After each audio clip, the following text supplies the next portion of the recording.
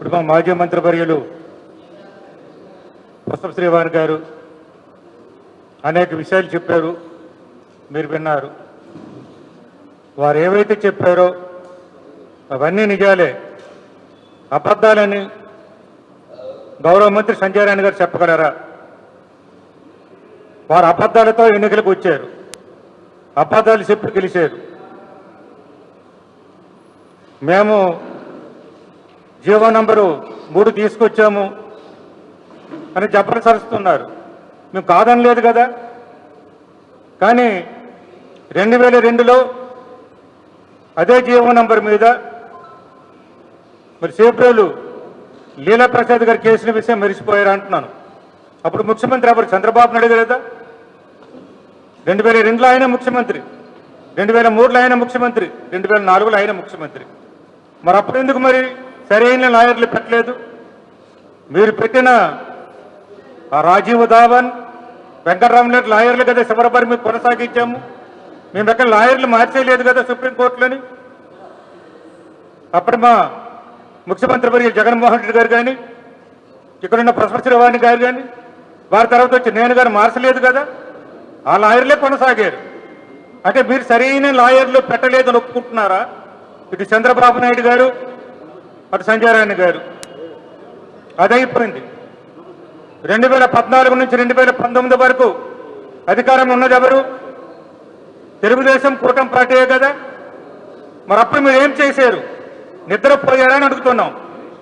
అప్పటికైనా మీరు ముందు పెట్టిన లాయర్లు సరిగ్గా పనిచేయకపోయి ఉంటే లాయర్లు మార్చి ఉండవచ్చు కదా అని అడుగుతున్నాను. మరి ఎందుకు మార్చలేదు అంటున్నాను. జగన్మోహన్ రెడ్డి గారు ఎప్పుడు 2019 జూన్ నుంచి ముఖ్యమంత్రిగా ఉన్నారు. మరి జీవోను కొట్టేసింది ఎప్పుడు? 2020 ఏప్రిల్.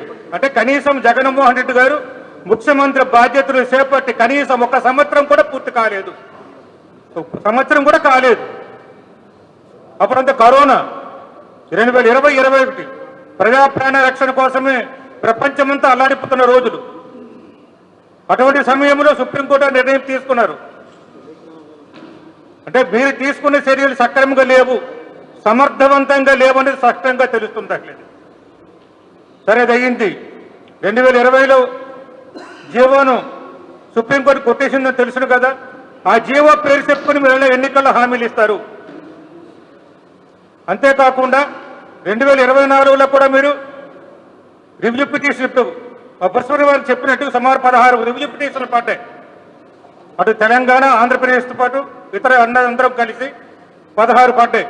అవన్నీ కూడా సుప్రీంకోర్టు డిస్మిస్ చేసింది మొదటి వారంలోనే, 2024 ఏప్రిల్ మొదటి వారంలోనే. అది ఏప్రిల్ 3వ తేదీ. ఆ తర్వాత కూడా మీరు అబద్ధాల పరంపర కొనసాగించారే.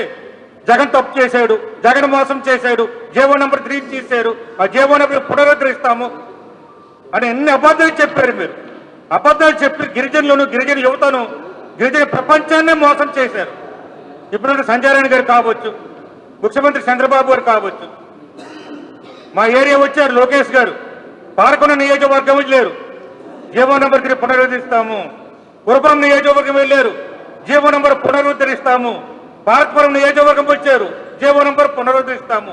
చివరికి నా నియోజకవర్గం సారూరు వచ్చారు, అక్కడ కూడా అదే గంట టక టక టక బాధారు, జీవో నంబర్ పునరుద్ధరిస్తామని. మరి ఎందుకు పునరుద్ధరించలేదు అంటాను. ఆయన ఎక్కడ కొడితే మన్యం జిల్లాలోను, వైఎస్ఆర్ జిల్లాలోనేమో, అల్లూరు సీతారామ జిల్లాలోమో చంద్రబాబు నాయుడు గారు ఎంత గట్టిగా చెప్పారు. అక్కడ 100 నేను జీవో నంబర్ 3ని తీసుకొస్తాను, పునరుద్ధరిస్తాను. ప్రతిపక్ష నేతగా చంద్రబాబు నాయుడు అంత గట్టిగా చెప్పారే. మరి ఇప్పుడు ఎందుకు ఆలోచిస్తున్నారు? నిందలు జగన్మోహన్ రెడ్డి గారి మీద, వైఎస్ఆర్ కాంగ్రెస్ మీద వేస్తారా?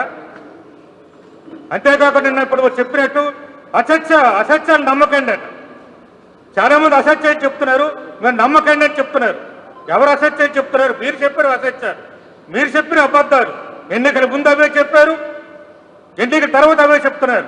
మేము ఎప్పుడు చెప్పలేదు, యువతను కానీ ఎవరు కానీ మేము ఎక్కడ కూడా ప్రోత్సాహం చేయలేదు. మీరు చేశారు ఒకప్పుడు. మేము అధికారంలో ఉండేటప్పుడు పుష్ప శ్రీవాణి మీద కావచ్చు, నా మీద కావచ్చు, మొత్తం వైఎస్ఆర్ కాంగ్రెస్ పార్టీ ఎమ్మెల్యేలందరి మీద కూడా కావచ్చు, రకరకాలుగా మీరు గిరిజన సంఘాలను వినియోగించుకొని చెప్పుకుంటూ మాకు సిగ్గుసేటు పిండాలు పెట్టించారు, పాడి కట్టించారు, మా ఫోటోల మీద ఆవులు కట్టించారు. మీరు మనసులు ఎలా అడుగుతాను నేను ఈరోజు మిమ్మల్ని ఎక్కడ చేయలేదే, మీరు మిమ్మల్ని చేయలేదు ఎప్పుడు కూడా మీరు చూసుకోండి. గిరిజన సంఘాలు రెచ్చగొట్టి ప్రోత్సహించి ఎన్ని ఇబ్బందులు పెట్టారు మాకు.